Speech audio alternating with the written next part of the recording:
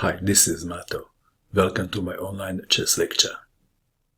In this video I will show you a game between Harry Nelson Pillsbury and Oliver Wells. This is a blindfold simul game, played in New York in 1895. Did you know that Pillsbury was Capablanca's hero?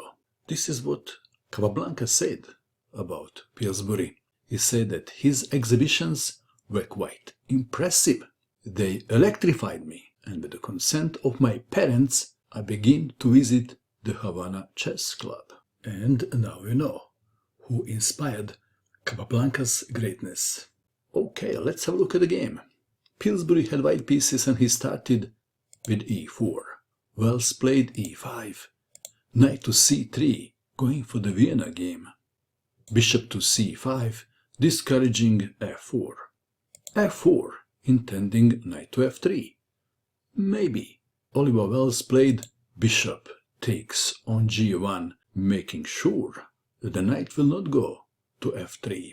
However, the general rule says don't trade a developed piece for a piece which is not developed. And this is correct most of the time. Rook takes bishop, pawn takes pawn, d4, queen to h4, check, g3, f takes on g3, rook takes on g3. Black is a pawn up. Is the white king safe? That is very important question. Let's see. h6 was played. How about taking the pawn on h2? Then queen to g4, and after g6, knight to d5, and white stands much better. Back to our game. How about developing another piece? Then bishop to g5. That is why Wells played h6, bishop to c4, queen to e7, queen to f3, knight to f6, bishop to e3, g5, e5, d5. White to move. Pillsbury simply castled queenside. Very cool move. D takes on c4, pawn takes knight, queen to e6, d5. Poor black queen is the only developed piece. But black is a pawn up. So, queen to f5 was played, offering to trade queens. It makes sense, doesn't it? Black king would have easier time, maybe. However, Pillsbury was not interested. He played queen to e2, lining the queen with the black king, but the black king escaped to the safety of castling. Rook from d to g1, king to h7. How about developing another piece? How would you continue in this position if you had white pieces? This is what Pillsbury had in mind. Bishop takes pawn on g5, and after h takes on g5, rook takes on g5, check, and goodbye, the black queen. Back to our game. To avoid this disaster, king to h7 was played, but the disaster was not avoided. Pillsbury still played bishop takes on g5. Black to move, rook to g8.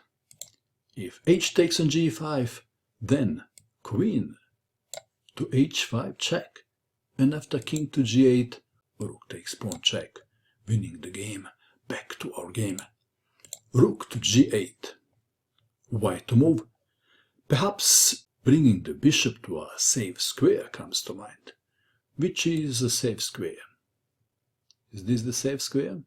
Pillsbury played bishop takes on h6. Rook takes on g3. Rook takes rook. And now king to h8.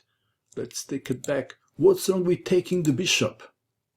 Then queen to e3, check. And after king to h5, knight to e4. After queen to f1, check, king to d2, and black has no sensible moves available. Back to our game. So we have king to h8, queen to e8, check, king to h7, rook to g7, check, king to h6, queen to h8, check, queen to h7 is the only move, queen takes queen, check, mate. Amazing skills, and can you believe it? he played Blindfold. What do you think of this game? Please click on the like button. If you do, you will get a free puppy. Just kidding.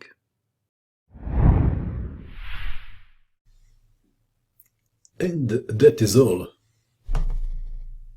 I hope that you enjoyed watching this video. I wish you good luck with your chess, and bye for now.